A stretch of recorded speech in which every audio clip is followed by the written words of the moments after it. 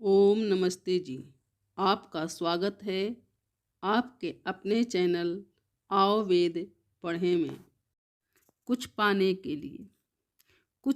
के लिए धैर्य व उत्साह के साथ अपने लक्ष्य की प्राप्ति में लगे रहना होता है। चिंतन की धारा सदा सुपथ की ओर प्रवाहित रहनी चाहिए। इस वेद ज्ञान से लाभ तभी होगा जब हम ज्ञान प्रवाह की वाणी को आरंभ से अंत तक निरंतर सुनेंगे। याचक की प्रार्थना। हे ज्ञानवान भगवन, हमको भी ज्ञान दे दो। प्रज्ञारितम भरासी बुद्धि का दान दे दो। हे ज्ञानवान भगवन, हमको भी ज्ञान दे दो। इस चैनल पर केवल आचार्य प्रदीप कुमार शास्त्री जी का ऑनलाइन व ऑफलाइन शास्त्रीय कक्षाओं के वैदिक व्याख्यान उपलब्ध होंगे। अपने चैनल पर आने वाले वीडियो की सूचना पाना चाहते हैं तो लाइक और सब्सक्राइब करें तथा घंटी के बटन को दबाएं, जिससे कि वीडियो अपलोड होते ही सबसे पहले सूचना पा सकें। वेद पढ़ें पढ़ाएं, सुने सुनाएं, वेद का संदेश घर घर पहुँचाएं। ऋषि ऋण को चुकाएं, अपना कर्तव्य निभाएं, जीवन सफल बनाएं।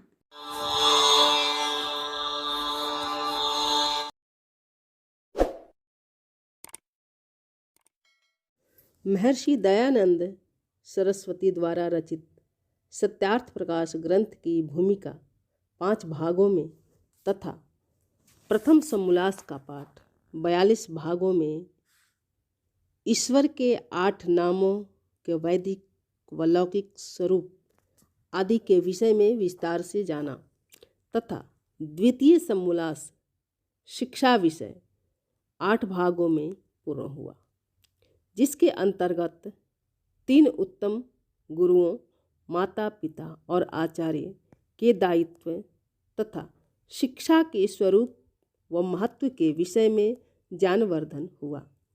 इस समोल्लास में हमने संतान का निर्माण, सुशील बनाने वाले पदार्थ, शिशु पालन, रोग प्रतिरोधक क्षमता, माता पिता का दायित्व, भूत प्रेत, शरीर में भूतों का आना, भूत भगाने के उपाय, जन्म पत्री क्या है, जन्म पत्री का शोक पत्र में बदल जाना, अतिथि आगमन से लाभ, संतानों को शिक्षा कौन दे, द्वेष के प्रकार, अभिमान स्वाभिमान, शिक्षा का व्यवहारिक पक्ष, माता पिता का धर्म आदि अनेक विषयों की विस्तृत जानकारी आचार्य प्रदीप जी ने बहुत ही सरल भाषा में दिया, समझाया।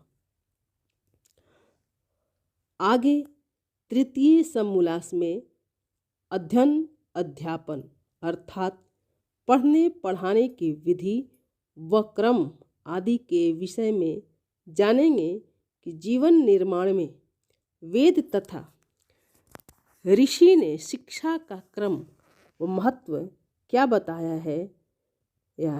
यदि आप भी जानना चाहते हैं तो जानने के लिए चैनल को सब्सक्राइब करें तथा वेदवाणी देववाणी का श्रवण करें। सबसे पहले पूर्व के वीडियो को देखने हेतु डिस्क्रिप्शन तथा प्लेलिस्ट देखें।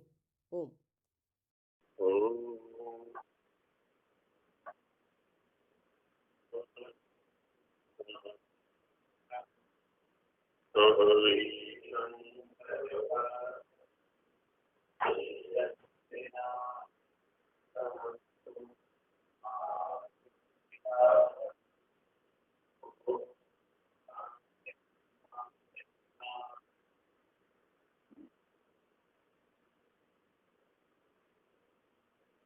पांचों महायज्ञों का सार रूप में परिचय हमने प्राप्त किया गुरु जी के माध्यम से।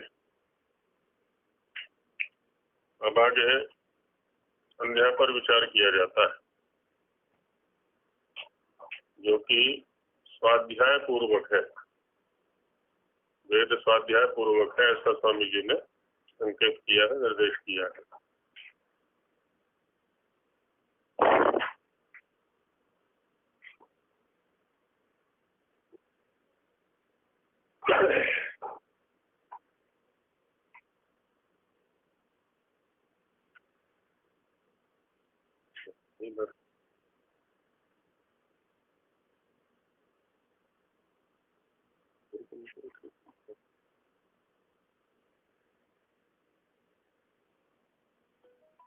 कुछ वैसे तो पूरा जीवन ही हमारा मिथ्या ज्ञान प्रयुक्त चल रहा होता है,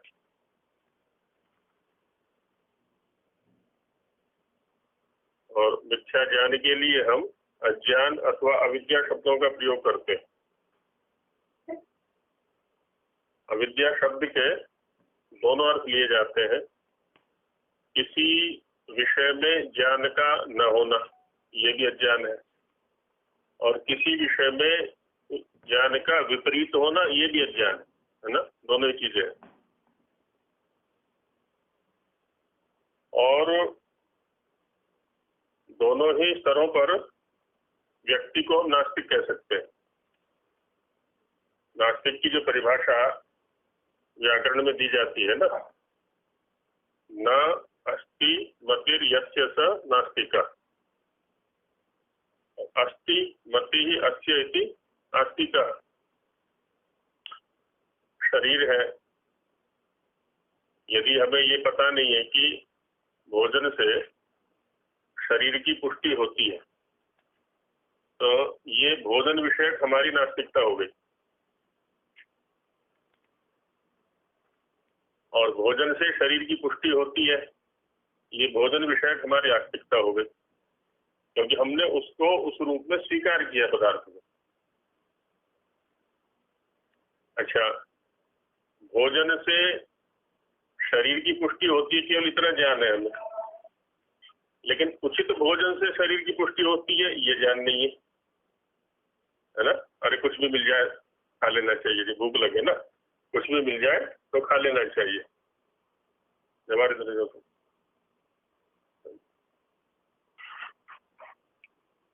तो जो अब मिथ्या भोजन करेंगे, अनुचित भोजन करेंगे, है ना, भोजन के विषय में वो भी नास्तिकता हो गई।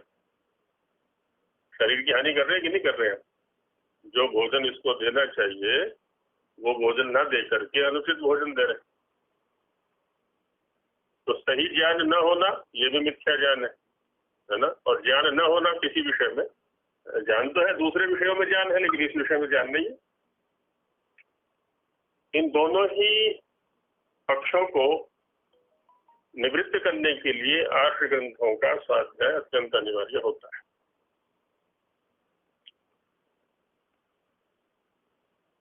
हम माने जिस स्थान पर बैठे हैं या जिस परंपरा का निर्वहन कर रहे हैं,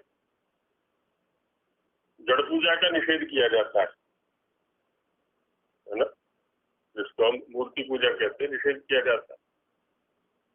और इस बात को लगभग सभी मानते हैं कि मूर्ति पूजा नहीं करनी चाहिए, लेकिन करते हैं कि नहीं करते मूर्ति पूजा? आप करते हैं पाठक जी नहीं मूर्ति पूजा? नहीं करते ना। ये मूर्ति पूजा के विषय में पाठक जी का मिथ्या ज्ञान है कि मैं मूर्ति पूजा नहीं करता। अन्य जी मूर्ति पूजा करते है ना। हम में से कोई भी ऐसा नहीं है जो मूर्ति पूजा नहीं करता। यदि मूर्ति पूजा न करते तो गाड़ी का संचालन करके यहाँ तक ना आते। गाड़ी क्या है? मूर्ति है कि नहीं? गाड़ी मूर्ति है कि नहीं? गाड़ी मूर्ति है कि नहीं? तो मूर्ति की पूजा की आपने। हाँ वो मूर्ति है ना? नहीं आ गया वो, देखिए तो उसके लिए क्या हमें परिभाषित करना पड़ेगा। जब परिभाषित नहीं करते हैं तो उससे क्या ना दोष आ जाते हैं। भगवान की मूर्ति तात्पर्य है ना, तो संकुचित कर दिया वहां पर, जबकि बिना मूर्ति पूजा के हमारा काम चलने वाला है नहीं। मूर्ति पूजा कैसे करनी चाहिए, मूर्ति क्या है, पूजा क्या है, इसका स्वरूप हमारे सामने होना चाहिए, है ना। हमें किसी ने बता दिया गाड़ी बहुत दूर तक पहुंचा देती है, यदि गाड़ी की ठीक से पूजा की जाए तो गाड़ी हमें बहुत दूर तक पहुंचा देती है, और हमें बैठ जाए गाड़ी के सामने पूजा करने के लिए, कहीं गाड़ी मैया मुझे दिल्ली पहुंचा दे, है ना, उस पर तिलक लगाएं, उस पर माला चढ़ाएं, उस पर पानी चढ़ाएं, नहीं गाड़ी मैया, है ना, सुना है तो बहुत बहुत दूर तक यात्रा करा देती है, मुझे भी यात्रा करा दे। तो ये क्या है, अनुचित व्यवहार हो गया उसके प्रति। गाड़ी की पूजा क्या होगी, उसमें समय पर सर्विस करा दें, उसकी तेल डाल दें, चलाना सीखें उसको, और इसके जो वाहन चालन के नियम है उनको सीखें, रोड पर कैसे चलाना चाहिए, और उसको लेकर के चल दें जहाँ जाना है। ये उसकी वास्तविक मूर्ति पूजा हो गई। शरीर की पूजा, ये भी तो मूर्ति है। इसको समय पर उचित आहार विहार देना। जब से वेद ये मेरे सामने आई तब से मैं एक अनुचित ढंग से मूर्ति पूजा कर रहा था, जब से ये वाली मेज मेरे सामने आई अनुचित। और ये बात पकड़ में आई कल मेरे को, इसका दुख भोग रहा था मैं काफी दिन से, इस अनुचित मूर्ति पूजा का दुख भोग रहा था मैं लगभग 3 साल से। लेकिन वो दुख क्यों है ये पकड़ में नहीं आया, और वो कल पकड़ में आया जब चरक का 8वां अध्याय पढ़ रहे थे। तो उसमें है आसनम जानो समम भवेत। आसन जो है हमारा वो घुटने के समान ऊंचाई वाला होना चाहिए। जब हम बैठे ना पैर नीचे रख करके, तो घुटना हमारा ठीक ऐसे होना चाहिए। ऐसे होगा तो भी हानिकर है, और ऐसे होगा तो भी हानिकर है, ऐसे होना चाहिए। तो इसमें नीचे प्लाई लगी हुई है, मैं पैर वहां रख करके तो घुटने मेरे लगभग इस स्थिति में रहते हैं। तो तभी से मेरे पैर में इसमें घुटनों में दर्द है। इसका कारण मेरे को पता नहीं पड़ पाया आज तक। इलाज भी खूब किया, मालिश की और कईयों से उपचार कराया, लेकिन ठीक ही ना हो, बल्कि दर्द और बढ़ता जा रहा है। जब ये वाक्य वहां पढ़ा कि आसनम जानो समम भवे, तो तब इसका निदान समझ में आ गया कि गलती यहाँ हो रही है। तो कितना भी इलाज करा लें, लेकिन पथ्य यदि नहीं करेंगे तो क्या होगा। तो समस्या क्या थी, ये मेज नीची थी मेरे हिसाब से, इसके पाए बढ़ाए, पाए बढ़ने से 4 इंची वो बढ़ गए 8 इंची, 4 इंची ऊंची हो गई। अब 4 इंची ऊंची होगी तो उसके हिसाब से इसको भी 4 इंच ऊंचा कर दिया, इसके नीचे लगा दिए हैं। अब पैर नीचे रखूंगा तो ऐसे जाएंगे घुटने, और ऐसे रखूंगा तो ऐसे जाएंगे, वहां रखेंगे तो दोनों व्यवस्थाएं गलत है। तो ये क्या हुआ, गलत ढंग से मूर्ति पूजा हो गई। यदि सही ढंग से मूर्ति पूजा हुई होती तो ये दुख न उठाना पड़ता मुझे। तो इसी प्रकार जितने भी मूर्त द्रव्य हमें प्राप्त है शरीर के संरक्षण के लिए, उनका वास्तविक स्वरूप और उनका उपयोग कैसे करना, ये बुद्धिपूर्वक हमें ज्ञान होना चाहिए। अच्छा, दूसरी चीज आई वहां पर कि आसन कठिन नहीं होना चाहिए। मेरे रीढ़ के नीचे वाले भाग में दर्द होने लगा, ये भी काफी दिन से। आसन पतला सा है, रुई का है, वो 1 घंटे में ही वो न होने के बराबर हो जाता है, और बैठना होता है कई घंटे तक।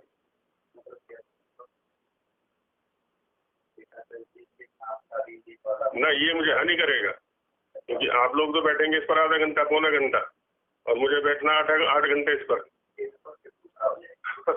ये मुझे हानि करेगा। तो उसने क्या, उस कठिन आसन ने वो पीछे दर्द कर दिया।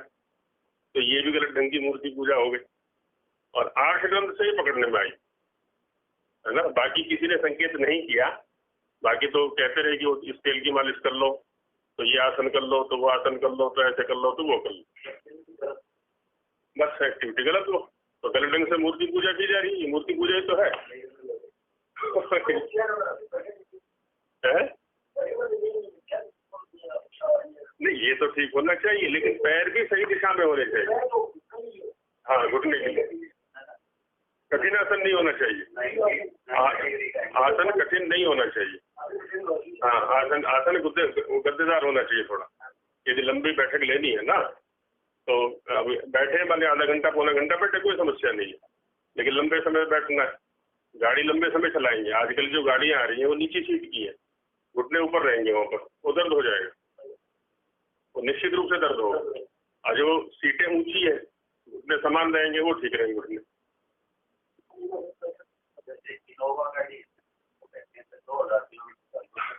थकान नहीं होगी।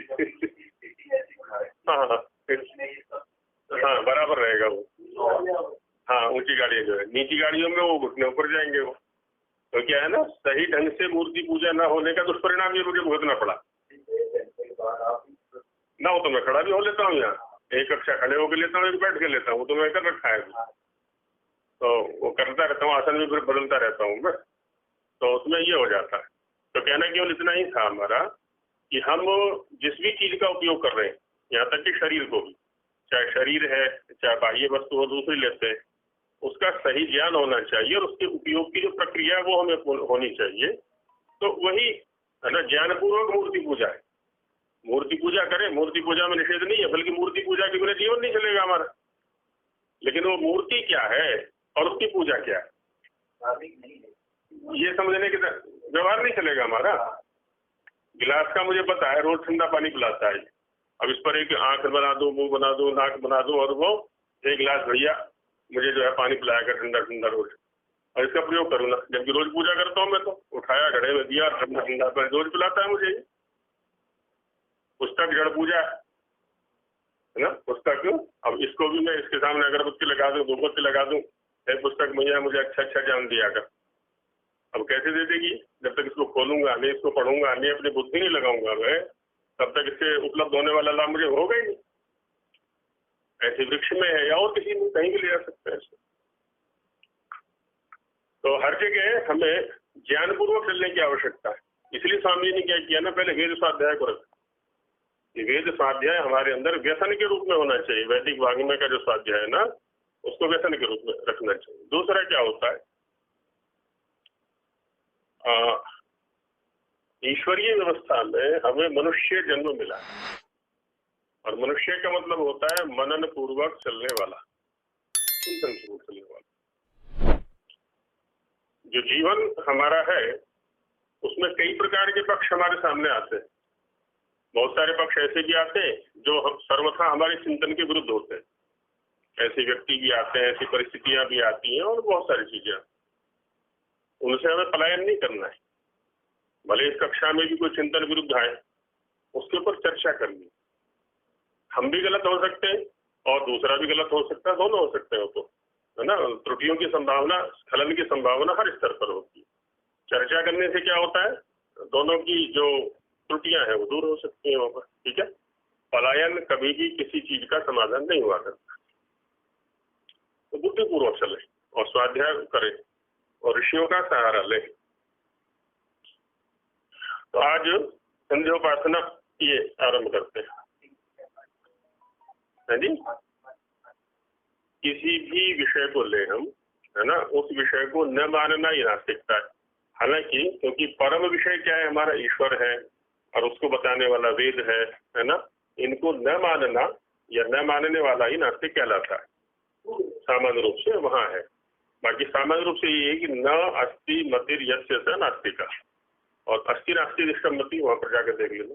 फिर व्याख्याकारों ने वहां भी परिभाषित किया उसको, परलोक अस्ति इति मतिर यस्य स आस्तिका, कि परलोक है ऐसी जिसकी मान्यता है, ऐसा जो मानता है वो आस्तिक है, और जो परलोक को नहीं मानता है ना, तो वो नास्तिक है। आदि थोड़ी व्याख्या की है वहां पर। मनु महाराज कहते हैं नास्तिको वेद निंदका, वेद माने जो ज्ञान है ना, जो ज्ञान का निंदक है, ज्ञान का विरोधी है, वो नास्तिक है, क्योंकि ज्ञान पूर्वक को चलना नहीं चाहता। तो ज्ञान पूर्वक हम चले, इसलिए स्वामी जी ने पहले वेद स्वाध्याय को आरंभ में रखा है।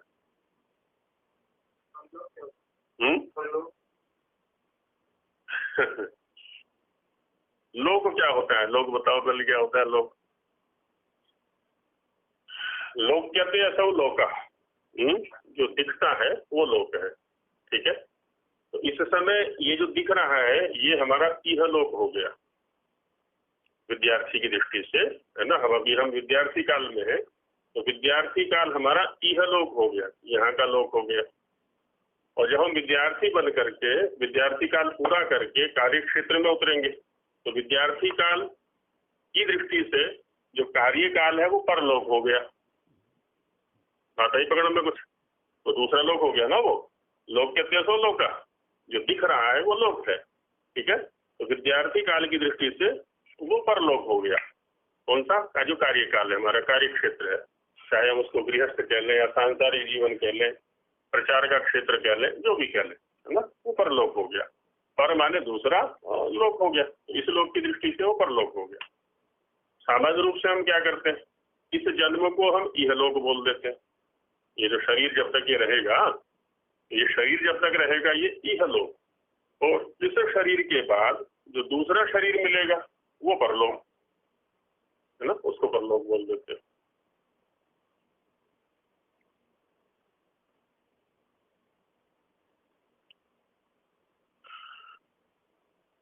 संध्योपासनादि पंच महायज्ञ विधि। तो संध्योपासनादि पंच महायज्ञ विधि में क्या समास करेंगे? तो लोग थोड़ा बहुत व्याकरण का भी। हाँ जी, हाँ जी। अथ ये लिपि प्रकार है, पहले इसी रूप में लिखा जाता था। हाँ, पहले यही चलता था। नहीं, र नहीं है, र नहीं है, ये अ को लिखने का ही प्रकार है। प लिख करके उसमें 3 डंडे पर लगा देते थे, 3 डंडे, वो अथ। अथ ये आरंभ का द्योतक होता है। संध्योपासनादि पंच महायज्ञ विधि कौन करेंगे समास? है संध्योपासनादि पंच महायज्ञ विधि। हाँ जी, हाँ हाँ, एक तरफ से लेके चले, पहले संध्योपासन में करें।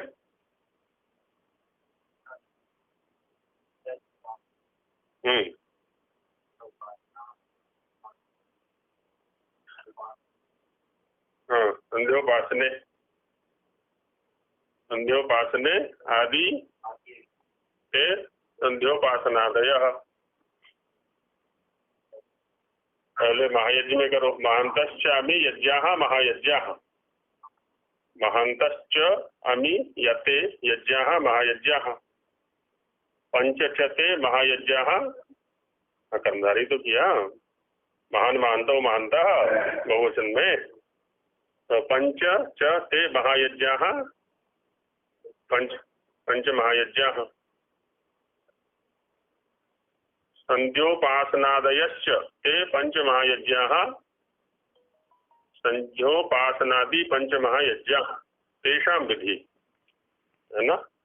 संध्योपासनादि जो 5 महायज्ञ हैं उनको करने का प्रकार, है ना। विधि माने प्रकार हो गया, विधि।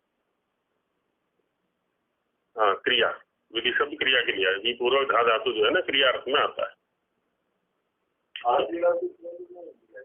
जी नहीं, आदि तो बहुरी में आ गया, आदि तो बहुरी में आ गया।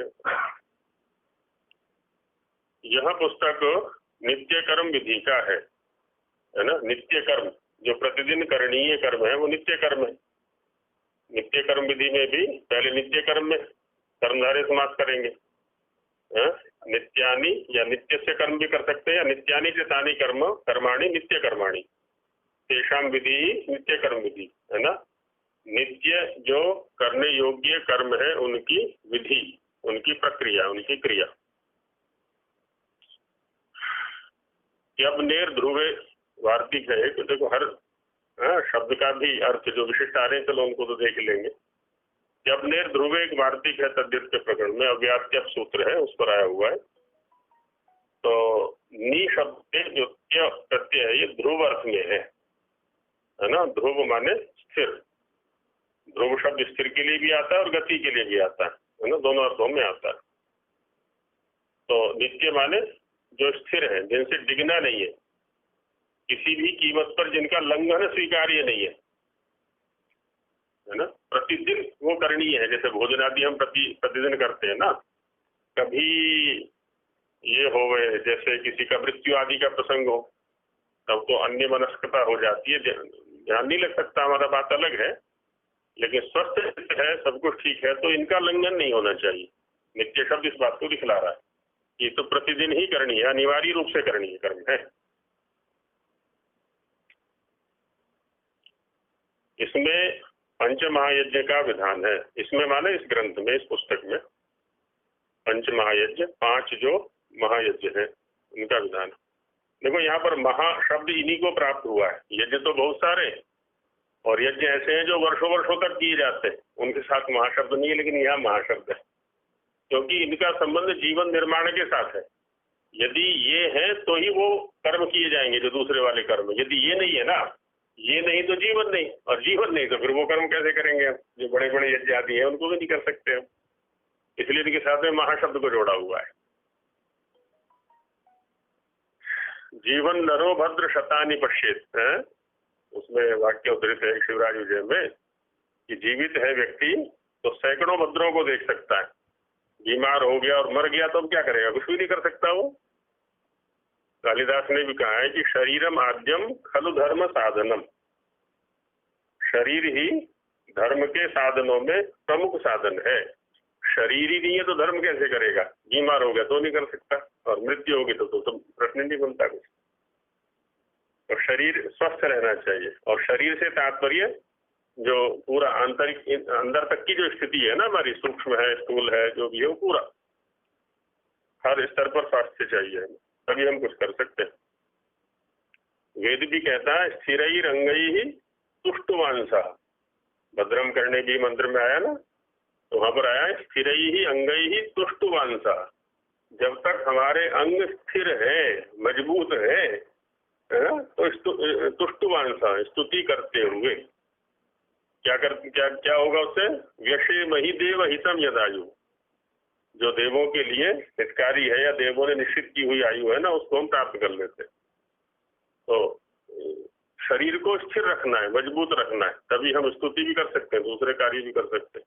तो ये जो पंच महायज्ञ है बस ये काम करते हैं कि हमारा शरीर स्थिर रहेगा, हमारा परिवार स्थिर रहेगा, हमारा समाज स्थिर रहेगा, तो हम सारे कार्य कर सकते हैं, वातावरण भी स्थिर रहेगा। जिनके ये नाम है ब्रह्मयज्ञ, देवयज्ञ, पितृयज्ञ, उपयज्ञ और नृयज्ञ। ब्रह्म से संगतिकरण करने का साधन ब्रह्मयज्ञ हो गया। इसके ऊपर सार के अंदर हम चर्चा कर चुके हैं, है ना। उसमें क्या, हाँ उसको ले सकते हैं, भूत यज्ञ में आ गया वो, अतिथि में ले ले इसको, नृयज्ञ को अतिथि में ले ले, भूत यज्ञ में ले सकते हैं बलि वैश्व को, क्योंकि सारे आ गए ना उसके अंदर। भूत भी खाने के लिए आता है, तो है ना। इसमें षष्ठी यज्ञ, षष्ठी समास कर ले सर्वत्र, तो ब्रह्म से संबंधित यज्ञ है ना। तो उसमें 3 चरण ऋषि ने बताए हैं वहां पर, वेद का स्वाध्याय, संध्या, संध्योपासना। देवयज्ञ है ना, देवों से संबंधित ये अग्निहोत्र जिसको हम कहते हैं। पितृयज्ञ, पितरों से संबंधित, जो हमारी रक्षा के साधन है, हमारे पूर्वज हैं, उनकी सेवा शुश्रूषा आदि करना। भूत यज्ञ, उनके अतिरिक्त जो अन्य प्राणी हमारे संरक्षण में, शरीर धारण में सहयोगी है ना, उनकी सेवा करना। और नृयज्ञ, इसमें अतिथि आदि जो और हैं उनके सहयोग की भावना। उनके नृ माने मनुष्य, नृ नर, नृ से ही नर बनता है। नूह यज्ञ, नृयज्ञ, नृ संबंधी यज्ञ। भूत प्राणी, ना नरऊ नरः, नरम नरऊ नृ, नृ नृभ्या नृभि, ऐसे लेंगे, पितृ के समान, कर्तृ के समान, हाँ वैसे।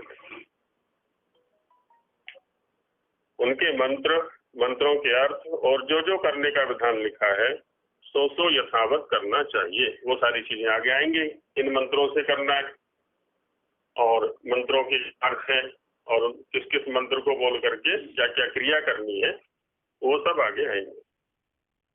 तो उनको यथावत है ना, जैसा कहा है वैसा करना चाहिए। ओम हाँ जी। नृ अज्ज क्या है? इंद्रिय अतिथि संबंधी है जी।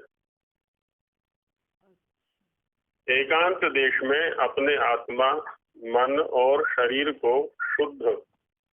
अब इसमें आत्मा शुद्ध कैसे होगा, मन शुद्ध कैसे होगा, शरीर शुद्ध कैसे होगा, इसकी प्रक्रिया पहले बता चुके मनु महाराज को उद्धृत करके। अद्भिर्गात्राणि शुद्ध्यन्ति, मनः सत्येन शुद्ध्यति, विद्या तपोभ्याम भूतात्मा बुद्धिर्ज्ञानेन शुद्ध्यति। चारों साधनों को शुद्ध कर ले तभी वो अगला कार्य होगा, है ना। तो ये कर ले, शुद्ध शरीर को शुद्ध और शांत करके। शांत से तात्पर्य किसी प्रकार के विक्षेप न पैदा होने दे। बाह्य विक्षेप यदि होंगे ना, कभी कुछ आ गया कभी कुछ आ गया, तो भी कुछ नहीं कर सकते हम। उन विक्षेपों से रहित होकर के उस कर्म में चित्त लगा के, है ना, एक शब्द का प्रयोग करते हैं ना, मनोयोग पूर्वक कार्य करना है, मनोयोग पूर्वक पढ़ना है। तो मनोयोग से तात्पर्य ये हो कि जो मन है उस इंद्रिय के साथ लगा करके तब उस कार्य को करना है। मनसः योगः, मन को जोड़ना, मन को इंद्रिय के साथ में जोड़ना। मन तो कहीं अन्यत्र भाग रहा है और इंद्रिय से हम काम कर रहे हैं। मान लिया गति ही कर रहे हैं, रास्ते के अंदर जा रहे हैं हम, और मन हमारा कहीं अन्यत्र चिंतन में खोया हुआ है, तो गड्ढे में गिरेंगे, ठोकर लग जाएगी, है ना कुछ अनिष्ट हो जाएगा वहां पर। भोजन कर रहे हैं, मन हमारा कहीं अन्यत्र गया हुआ है, तो वहां भी अनिष्ट की संभावना है। तो उस कर्म में चित्त लगा के, इसलिए कहा स्वामी जी महाराज ने, चित्त को उसी में चिंतन तदनुकूल ही चलना चाहिए। और मंत्र भी यही काम करते हैं, मंत्र कुछ और काम नहीं कर रहे, चित्त को उस क्रिया में लगवाते हैं, क्योंकि उस क्रिया के अनुकूल भाव देना यही मंत्र का काम है। जो क्रिया की जा रही है उसके अनुकूल मानसिक स्थिति को तैयार करना, अपने आप को तैयार करना, तो यही मंत्र का काम है कि हम वहीं रहे। चित्त लगा के तत्पर होना चाहिए। इन नित्य कर्मों के फल ये है ना। नित्य कर्म करने से लाभ क्या मिलेगा तो दिखाते हैं स्वामी जी कि ज्ञान प्राप्ति से, क्योंकि वेद का स्वाध्याय करेगा वो, ज्ञान प्राप्ति से आत्मा की उन्नति। विद्या तपोभ्याम भूतात्मा पीछे संकेत किया था। विद्या और तप से तपस्वी भी बनना है, सुविधा संपन्न नहीं बनना है। सुविधा संपन्न व्यक्ति तो कमजोर होता है, पराधीन होता है, वो कुछ नहीं कर सकता। तपस्वी बनना है, शरीर को तपस्वी बनाना है। तो ज्ञान प्राप्ति से आत्मा की उन्नति, है ना, आत्मा की उन्नति होगी। और आरोग्यता होने से, शरीर के सुख से, क्योंकि आरोग्यता रोग रहितता, शरीर में यदि रोग नहीं है तो उससे क्या होगा, शरीर सुख रहेगा, शरीर का की अनुकूलता रहेगी हमें, और उससे हम व्यवहार भी कर सकते हैं। जो पारस्परिक व्यवहार है वो भी संपन्न करेंगे, शरीर संबंधी जो कार्य है वो भी करेंगे सुखपूर्वक। और परमार्थ कार्यों की सिद्धि होना, है ना, जो परमार्थ, चाहे ईश्वर की प्राप्ति है या ज्ञान की प्राप्ति है या मुक्ति की प्राप्ति, जो भी परमार्थ कार्य है, माने एक तो हो गए तात्कालिक फल देने वाले जो कर्म है हमारे, और एक हो गए परोक्ष में फल देने वाले हैं। या हम इसको इस रूप में भी ले सकते हैं, थोड़ा सा पहले भी चर्चा हमारी आ चुकी है ना। जैसे किसी परीक्षा की तैयारी विद्यार्थी कर रहा है और 2-3 वर्ष पूरा परिश्रम करके उसने परीक्षा की तैयारी की है, परीक्षा की तिथि आ चुकी है, कल परीक्षा होनी है दिल्ली में। अब होगा क्या, यहाँ से वो क्रियाएं आरंभ करता है, क्या वो भोजन करता है, ध्यान कहाँ है उसका, परीक्षा कल जो लिखी जानी है। परमार्थ तात्कालिक अर्थ तो ये है कि भोजन करेगा, शरीर को पुष्टि मिलेगी, ये तात्कालिक अर्थ है इस क्रिया का। गति करेगा, है ना, गति करेगा तो गति का तात्कालिक लाभ ये है कि वो दिल्ली पहुंच गया या मुरथल पहुंच गया, जहां पहुंचना है उसको पहुंच गया। लेकिन उस गति का परमार्थ क्या है, परीक्षा लिखना, है ना, स्वस्थ चित्त से परीक्षा लिखना। तो माने जब तक वो परीक्षा भवन में जाकर के प्रश्न पत्र हाथ में ले लेता है, लिखना आरंभ कर देता है, तब तक की जो भी क्रियाएं हैं उसकी वो अपना अपना फल अवश्य देंगी। लेकिन उनका जो परमार्थ है वो परीक्षा है, ठीक से परीक्षा लिखना, यही परमार्थ है, क्योंकि चित्त वहीं लगा हुआ है। ठीक इसी प्रकार से जीवन के अंदर हम कुछ भी क्रिया करें, लेकिन परमार्थ साथ में रहना चाहिए। और परमार्थ हर कोई जानता है, मूर्ख से मूर्ख व्यक्ति भी जानता है। क्या है? दुख की निवृत्ति और सुख को प्राप्त करना, बस यही परमार्थ। कि वो कैसे प्राप्त हो, सुख कैसे प्राप्त हो, है ना। जन्म से लेकर के मृत्यु पर्यंत जितने भी कर्म करते हैं हम, सुबह से शाम तक जितने भी कर्म करते हैं, उनका एक ही तो लक्ष्य होता है और कुछ लक्ष्य ही नहीं। तो कुछ भी बड़े से बड़ा काम कर ले, पैसा कमा रहे तो, पहलवानी कर रहा है तो, बाग बगीचे खरीद रहा है या लगा रहा है तो, जमीन खरीद रहा है लगा रहा है तो, कुछ भी कर रहा है, पढ़ रहा है तो, हर क्रिया का वही है तो परमार्थ की सिद्धि भी तभी होगी। उससे धर्म, अर्थ, काम और मोक्ष ये सिद्ध होते हैं। जब इस प्रकार से लेकर के चलेगा तो चारों जो पुरुषार्थ है वो सिद्ध होंगे, नहीं तो नहीं सिद्ध होंगे। इनको प्राप्त होकर मनुष्यों को सुखी होना उचित है ना। इनके बिना वो सुखी नहीं हो सकता। अब प्रथम जो ब्रह्म यज्ञ है उसको लेते हैं।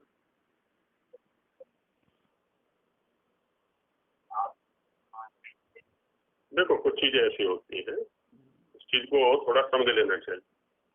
लाभ किसको कहते हैं?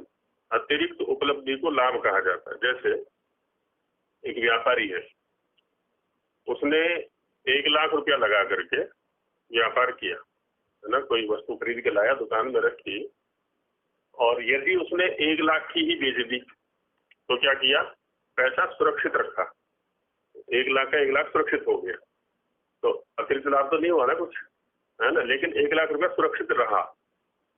यदि 1 लाख की वस्तु को उसने 90,000 में बेच दिया तो घाटा हो गया।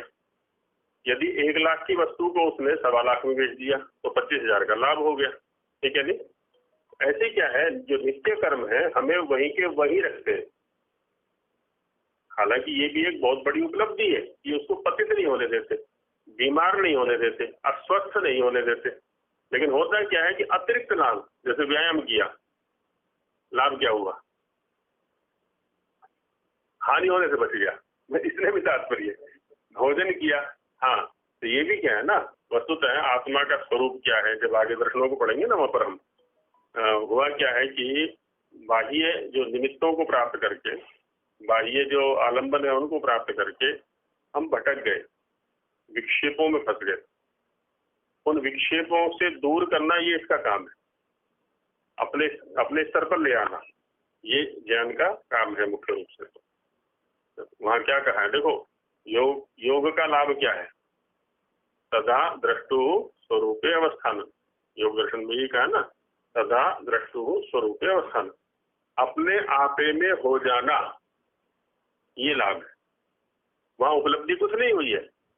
जो विकार आ गए थे उनको हटा दिया गया है। जो चित्त के ऊपर व्यर्थ की वृत्तियां आरूढ़ हो गई थी उनको हटाया गया सारा इन क्रियाओं के द्वारा। मिला क्या है? स्वस्थ हो गया वो। अब वही मतलब लाभ का मतलब हम गंदा चाह रहे हैं कि जो अतिरिक्त उपलब्धि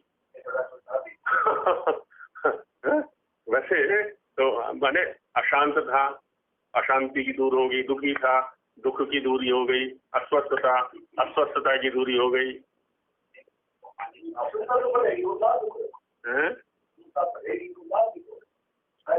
प्रसन्न रहना मेरा स्वभाव है, और कुछ बाह्य दुखों को, बाह्य निमित्तों को प्राप्त करके मैं दुखी हो गया था, उन निमित्तों को हटा दिया मैंने।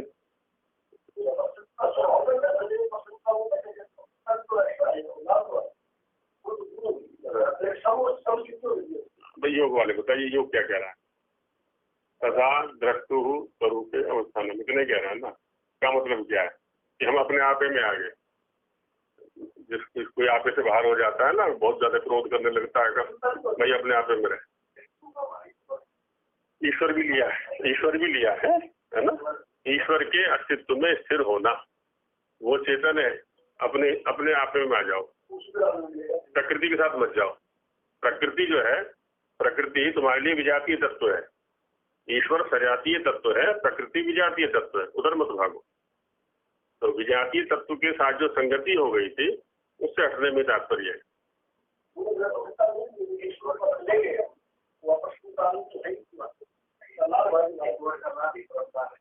हाँ नहीं आगे आगे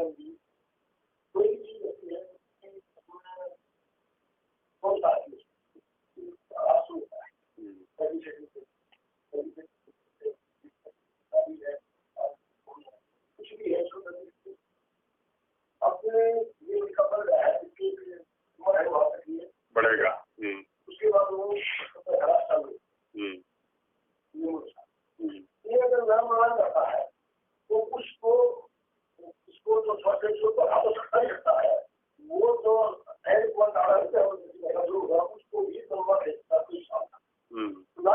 हाँ माने कार्य करने की क्षमता इसकी बनी रह सकती है।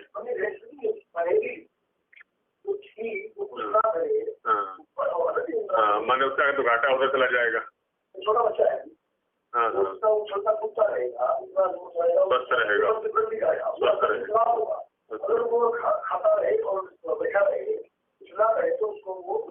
हाँ तो इस रूप में इसको अतिरिक्त उपलब्धि कह सकते हैं। हाँ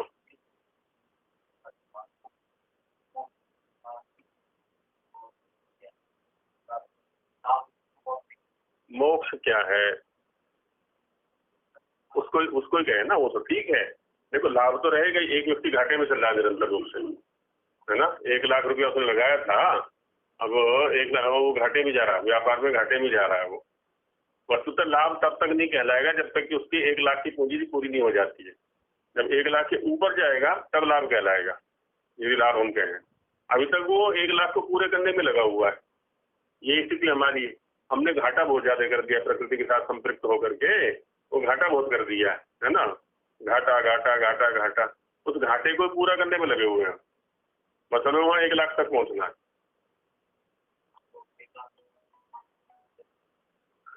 सदा दृष्टो स्वरूप अवस्थान। अब क्योंकि यहाँ प्रकृति के सानिध्य से हम दुखी हो रहे हैं, वहाँ ईश्वर का सानिध्य हमें मिलेगा तो वहाँ सुखी हो जाएंगे जाकर के। अनंत है। अब उसमें देखो, अब यहाँ बैठ करके हम कह सकते हैं अनंत लाभ है, ये लाभ है, वो लाभ है।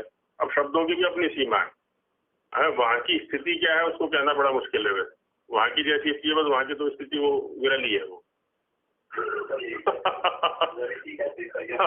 हाँ उसको अनंत शब्द का प्रयोग यहाँ के सापेक्ष है कि यहाँ जो हमें सुख मिल रहा है सांसारिक स्तर पर, रोटी खाने से मिला, किसी और भोग से मिला, क्षणिक सुख मिला ना, किसी को रसगुल्ले की छाती मिल गया तो क्या मजा आ गया है। तो भाई इसकी अपेक्षा तो विद्या ध्यान में और ज्यादा सुख है, और ईश्वर का तो पता ही नहीं कितना सुख है, वो अनंत है वो तो यहाँ की दृष्टि से उसका प्रयोग कर देते हैं। क्या आरूढ़? आरूढ़ माने चढ़ना, रूह। हाँ किस वाक्य में? वाक्य बोलो।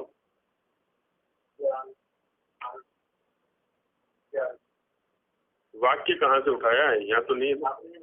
क्या बोला है? हाँ नहीं, उसमें ये कहा था मैंने, चित्त के ऊपर वृत्तियां, आवृत्ति नहीं, आवृत्ति तो होता है किसी चीज को दोहराना, बार बार उसके जो दोहराना होता है ना, उसके लिए बोल। चित्त की जो वृत्तियां माने व्यवहार, वर्ताव, चित्त है हमारा, और वो प्रकृति परक व्यवहार करने लगा। हमें ईश्वर परक व्यवहार कराना है उससे, इसकी असलियत को समझा करके, प्रकृति की वास्तविकता को समझा करके उसका ईश्वर परक उसकी वृत्ति बनानी है। तो ये जो वृत्तियां इधर आरूढ़ हो गई थी, चढ़ गई थी इसके ऊपर, जो वो एक आवरण चढ़ गया था, उसको हटाना है। अथा प्रथमो ब्रह्म यज्ञ संध्योपासनम। देखो जिस स्थिति में आज हम हैं उस स्थिति में तो बहुत ज्यादा लाभ मिलने वाला है ना। कई चीजें जो है ना, एक तो होती तात्विक स्तर पर, माने सम में पहुंच जाना, तो उस दृष्टि से कह दिया कि कोई लाभ मिलने वाला नहीं है। लेकिन जिस स्थिति में आज है, एक बीमार व्यक्ति है, उसको सांस भी बड़ी मुश्किल से आ रहा है, भूख भी नहीं लग रही है, नींद भी नहीं आ रही है, और औषधि दे दी जाए तो उसको बहुत लाभ मिल गया, है ना। देखा जाए तो उसको स्वस्थ कर दिया हमने, माने अपने आप में ले आए, उसको लाभ कुछ नहीं मिला। लेकिन जिस स्थिति में वो गिरा हुआ था वहां से तो बहुत ऊंचा उठ गया वो, तो उसमें लाभ ही है। ठीक इसी प्रकार से जो हमारी बहुवादी मानसिकता बनी हुई है उससे उठ जाना, ये बहुत बड़ी उपलब्धि है अपने आप में। इस रूप में तो बहुत लाभ है वहां पर।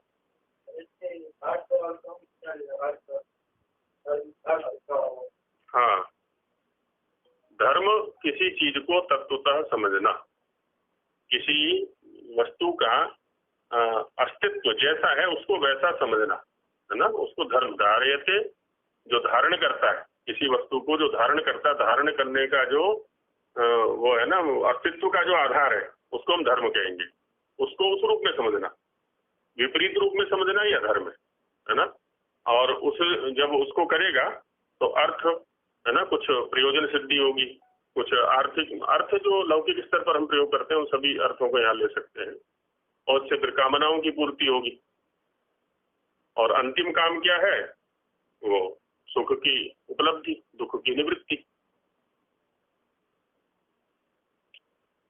अथ प्रथमो ब्रह्म यज्ञ संध्योपासनम, है ना, ब्रह्म संबंधी यज्ञ। तो ब्रह्म में वेद, ब्रह्म में संध्या, ब्रह्म में ईश्वर, और इनमें परस्पर जो है ना आधार आधेय भाव संबंध।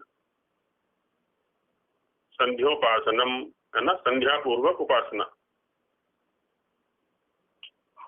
अथ तेषां प्रकार, अब उन पंचमहायज्ञों का प्रकार क्रम से बताएंगे। तत्र आदौ, हाँ, ब्रह्मयज्ञ और संध्योपासन को तो ये पर्याय जैसा ही लेना चाह रहे हैं यहाँ पर प्रकृत प्रसंग में, इस प्रसंग में। तत्र आदौ, तो इन 5 महायज्ञों में भी सर्वप्रथम क्या करना, क्योंकि ब्रह्मयज्ञ होगा तभी आगे वाले 4 भी यज्ञ होंगे। यदि ब्रह्मयज्ञ नहीं होगा ना तो आगे वाले 4 यज्ञ भी नहीं होने वाले। जब हम ही स्वस्थ नहीं है तो आगे वाले कैसे हो जाएंगे? क्या? हाँ, वेद का ज्ञान नहीं होगा तो मंत्र पूर्वक अग्निहोत्र आदि कर्म कैसे करेंगे? देवेद मन अग्निहोत्र, अभी उसमें सार में बता के तो आए थे ना पीछे, अग्निहोत्र के लिए देवेद शब्द का प्रयोग। प्रकृति का ज्ञान होना चाहिए, प्रकृति के पदार्थों का ज्ञान होना चाहिए, अग्नि के स्वभाव का ज्ञान होना चाहिए, मंत्रों के अर्थ का ज्ञान होना चाहिए, तभी तो हम अग्निहोत्र कर पाएंगे। काल का ज्ञान हमें होना चाहिए, किस काल में करना है, किस काल में करने से लाभ होता है। देवों की स्तुति करते हैं, प्रत्येक देव का अपना काल है। भौतिक स्तर पर जो देव होते हैं ना, उनका अपना काल है। उस काल में भी उनकी स्तुति या उपासना की जाएगी तभी लाभ मिलेगा। ये नहीं कि कभी भी करने बैठ जाए हम तो उससे लाभ नहीं मिलेगा। तत्र आदौ ब्रह्म यज्ञांतर्गत संध्या विधानम प्रोच्यते। तो आरंभ में ब्रह्म यज्ञ के अंतर्गत जो संध्या है ना, तो इसका मतलब ये होगा कि आगे की जो चर्चा चलेगी हमारी केवल संध्या परक चलेगी, है ना। ब्रह्म यज्ञ का जो एक अवयव संध्या कर्म है उसके ऊपर चर्चा करेंगे। हमें क्या है ना, ऐसे जीवन में भी ये चीज अपनानी चाहिए, जिस समय जो प्रधान कर्म है ना, उस समय केवल उसी पर ध्यान रखना है। अन्य कर्म भी आवश्यक हैं लेकिन उसके लिए दूसरा काल है, उस काल में उस कर्म को करें। अब विद्यार्थी काल है, विद्यार्थी काल केवल अर्जन का काल है, इकट्ठा करना गुणों को, विद्या को, ज्ञान को, बस इसी पर पूरा पुरुषार्थ करना है। बाकी जो दूसरा काल है उसमें कर्म करेंगे दूसरे जो करने।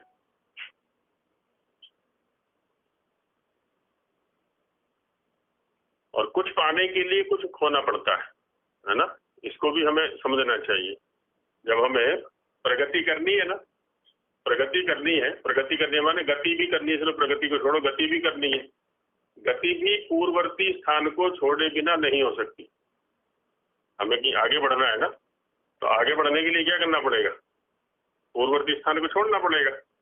हमें सोनीपत जाना है और हम सोचे कि आश्रम को भी ना छोड़े और सोनीपत भी पहुंच जाए, ऐसे कैसे हो सकता है? सोनीपत को पहुंचने के लिए, सोनीपत को प्राप्त करने के लिए हमें आश्रम छोड़ना ही पड़ेगा उतने काल के लिए, और वहां का कर्म संपन्न करके फिर यहीं आ जाएंगे। ठीक इसी प्रकार से जब हम संध्या रूपी कर्म को कर रहे हैं उस समय जो दूसरे कार्य है ना उनको छोड़ना पड़ेगा, उनको भी पकड़े रखें और संध्या भी कर ले, ये संभव नहीं। इसलिए क्या स्वामी जी ने एकांत, बाकी कर्म हम समाज में जाकर के करें, परिवार में रह करके करें, लेकिन ये कर्म तो मेरे से संबंधित है, इसमें बस मैं हूँ और ईश्वर है और कोई दूसरा नहीं होना चाहिए। है? उस समय कैसे कर लेगा? जब संध्या कर रहा है तो उस समय कैसे कर लेगा? वेद स्वाध्याय का अपना काल है, वेद स्वाध्याय के बिना ये नहीं होगा, ये ठीक है, वेद स्वाध्याय इसका आधार बनेगा, और उस समय तो चिंतन चल रहा है ना अपने स्तर पर। जैसे अभी हमारा आगम काल चल रहा है, अभी हमारा चित्त इन शब्दों पर है जो यहाँ बोले जा रहे हैं, और इन शब्दों को लेकर के हम चिंतन करेंगे जाकर के। उस समय ये शब्द थोड़े ना होंगे, चित्त ने जिन शब्दों को ग्रहण कर लिया है, जिन अर्थों को ग्रहण कर लिया है, उनके संबंध को लेकर के हम चिंतन कर रहे हैं वहां पर।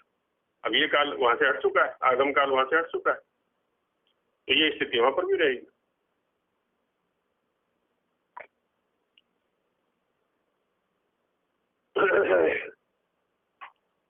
तत्र संध्या शब्दार्थ, संध्या शब्द का अर्थ बताते हैं स्वामी जी। संध्या शब्दार्थ में क्या समास करेंगे? हैं? संध्या चासौ शब्द, संध्या शब्द तस्य अर्थः संध्या शब्दार्थ, है ना। संध्या जो शब्द है ना, संध्या शब्द का अर्थ, संध्या शब्द किस अर्थ में है ना, किस तात्पर्य को लेकर के संध्या शब्द का प्रयोग होता है। संध्यायन्ति संध्यायते वा परब्रह्म यस्याम सा, संध्या है ना। संध्यायन्ति ये तो हमारे लिए हो गया है? अच्छे प्रकार से ध्यान करते हैं, चिंतन करते हैं, मनन करते हैं, उसके जो गुण कर्म स्वभाव है ना, उन पर हम विचार करते हैं, कैसे कैसे गुण कर्म स्वभाव उसके हैं, क्या क्या क्रियाएं वो कर रहा है, आदि आदि जो भी है। संध्यायते ध्यान किया जाता है ना, विचार किया जाता है, चिंतन किया जाता है, क्या? परब्रह्म। अब यहां देखो पर शब्द का प्रयोग किया हुआ, और पीछे सत्यार्थ प्रकाश पढ़ रहे थे हम, वहां चेतन शब्द विशेषण के रूप में रखा हुआ था, अथवा, वह माने अथवा। एक क्रिया तो मेरी दृष्टि से हो गई, एक क्रिया ईश्वर की दृष्टि से होगी। संध्यायन्ति अथवा संध्यायते, दोनों है। एक तो मेरी दृष्टि से क्रिया हो गई, एक कर्म प्रधान क्रिया है और एक कर्तृ प्रधान क्रिया है, जिसमें हम चिंतन करते हैं, अथवा जिसमें ईश्वर का चिंतन किया जाता है ना। आत्मा हो गई यहाँ पर ना, है ना, जिसमें हम चिंतन करते हैं अथवा जिसमें उसका चिंतन किया जाता है जी। नहीं, ये तो कर्म का प्रयोग है ना, कर्मवाच्य का प्रयोग है। पहला कर्तृवाच्य का प्रयोग है, दूसरा कर्मवाच्य का प्रयोग है। हाँ, वाक्य यही था, कुछ और था वहाँ अथवा हिंदी में?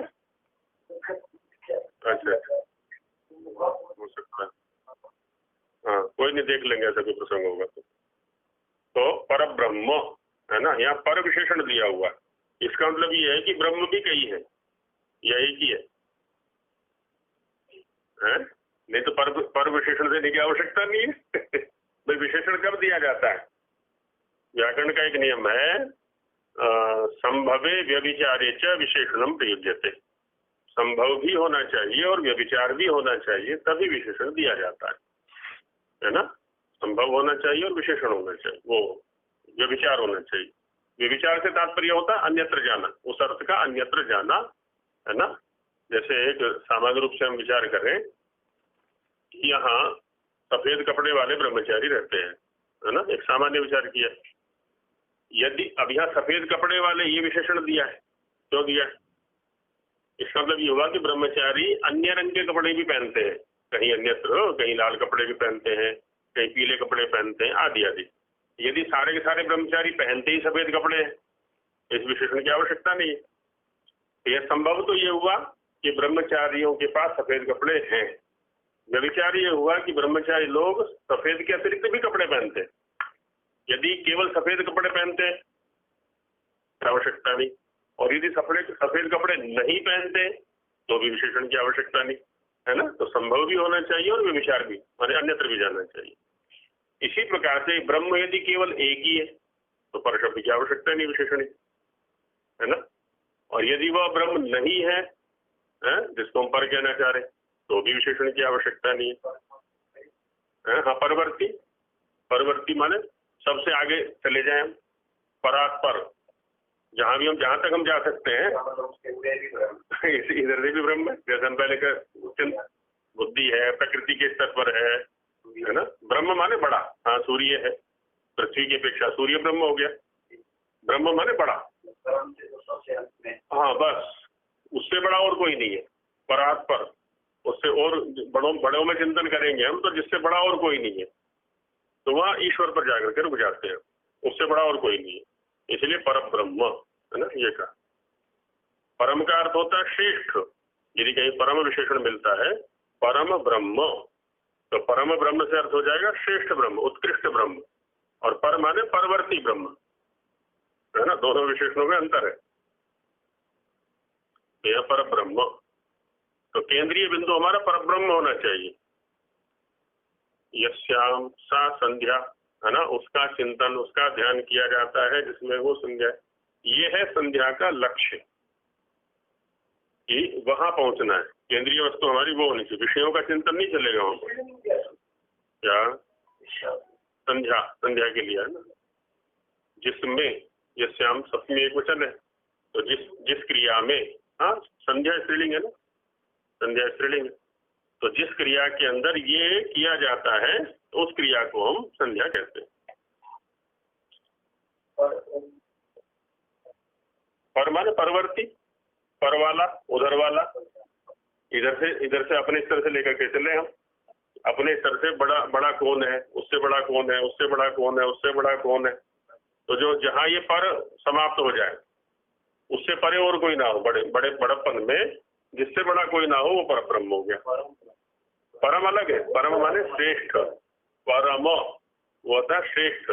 जैसे परम पुरुष, परम पुरुष माने श्रेष्ठ पुरुष, है ना, तो ऐसी परम ब्रह्म माने श्रेष्ठ ब्रह्म, तो नीचे वालों की अपेक्षा।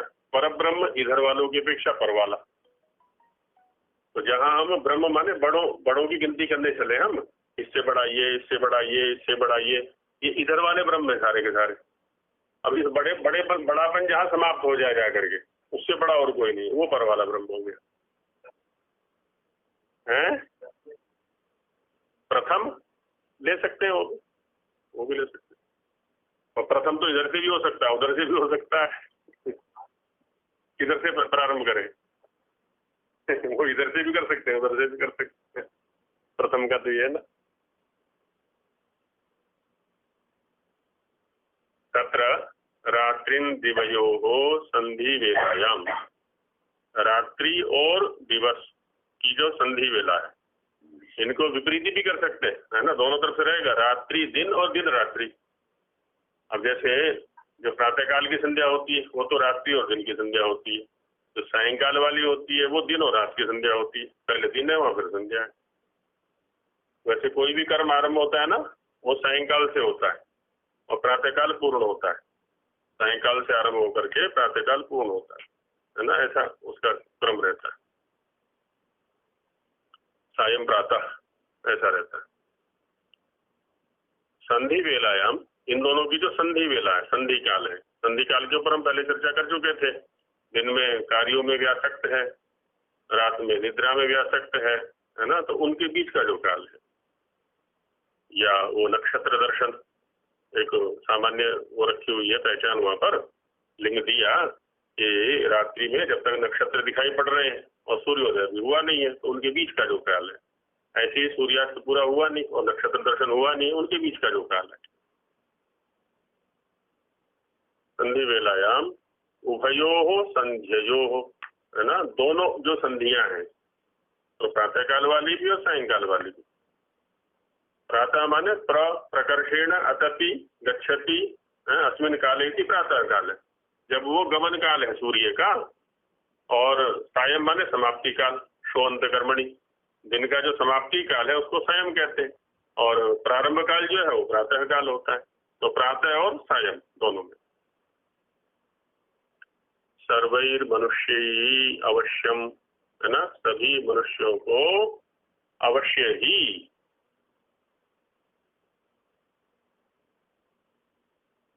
अवश्य है ना, एक होता है अवश्य और एक होता है अवश्य, है ना, एक होता है अवश्य और एक होता है अवश्य, है ना। जैसे शराबी, शराब के प्रति शराबी जो है ना, शराबी के लिए शराब अवश्य होती है, वो नहीं चाहता फिर भी पी लेता है वो माने उसका व्यसन हो जाता है, वो न चाहते हुए भी वो पी लेता है।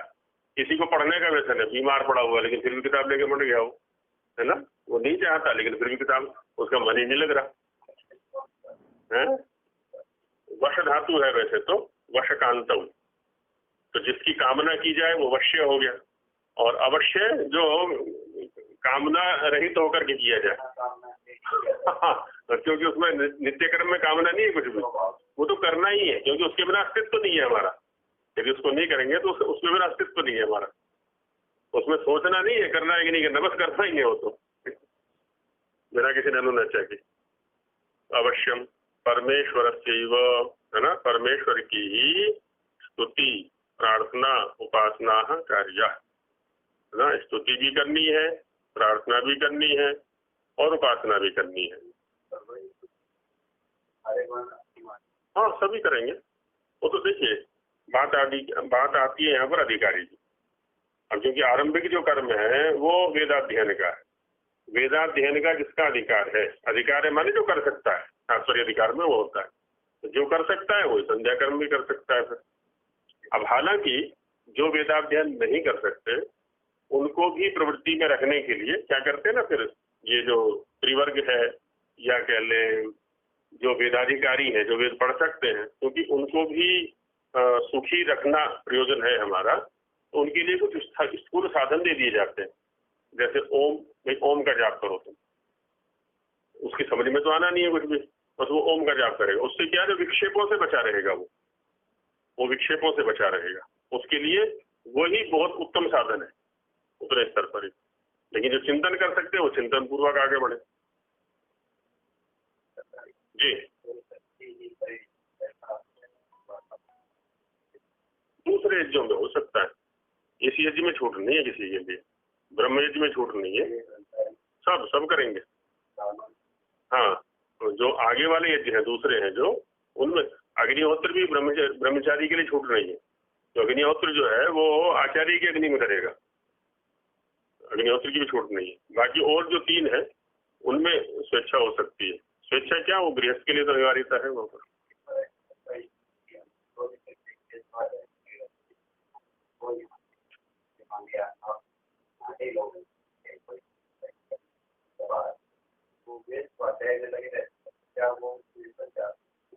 बिल्कुल बिल्कुल बिल्कुल चिंतन करना पड़ेगा। जितना जितना वो समझ रहा है, जितना जितना वो समझ रहा है उतना उतना उसको चिंतन के स्तर पर ले जाना अनिवार्य है।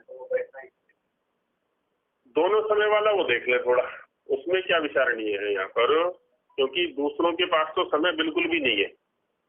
जो गृहस्थ हैं, जो सांसारिक क्रियाओं में व्यापृत हैं, है ना, वो तो उनके पास तो समय ही नहीं है विचारों के पास में। हाँ तत्र रात्रि दिवयो संधि वेलायाम उभयो संज्ञयो सर्वैर मनुष्यर अवश्यम। अब यहाँ मतलब कर्म क्या है, ये कर्म क्या है यहाँ पर भी इस रूप में लिया जा सकता है। जैसे मान लिया अध्यापन काल है, अध्यापन काल में क्या है ना, शब्द तक सीमित है, हालांकि अर्थ तो वहां पर भी है उसका, जब वो पढ़ा रहा है वहां पर भी है, फिर भी अपने लिए क्रिया करनी अनिवार्य है, ये कह सकते हैं अपने स्तर पर, क्योंकि अपने लिए चिंतन वहां करना पड़ेगा। हाँ बिल्कुल हाँ ना करे तो भी गति नहीं हो, ठीक बात, बिल्कुल।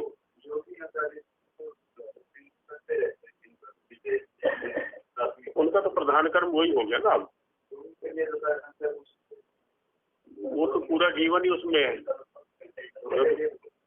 पूरा जीवन उसी में है उनमें। हाँ पूरा जीवन उसी में हो गया।